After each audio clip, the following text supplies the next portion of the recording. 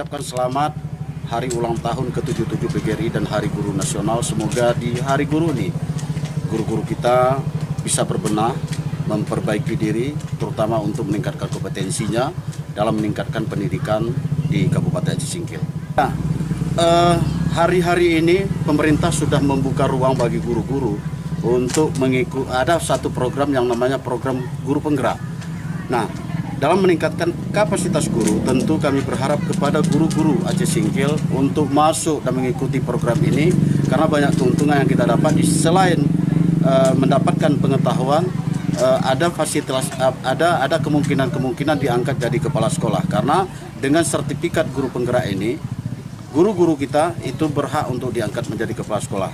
Yang kedua, bagi guru-guru kita yang belum mengikuti sertifikasi, ketika lulus guru penggerak dengan mempergunakan sertifikat guru penggerak, maka kedepannya mereka hanya mengikuti ujian pengetahuan, tidak lagi mengikuti PPG. Jadi ketika mereka lulus guru penggerak, mereka dinyatakan sebagai guru profesional dan berhak mendapatkan sertifikasi. Di Hari Guru ini kita meminta kepada pemerintah daerah kiranya bisa memberikan honor ataupun tunjangan khusus terhadap guru-guru yang bertugas di daerah khusus.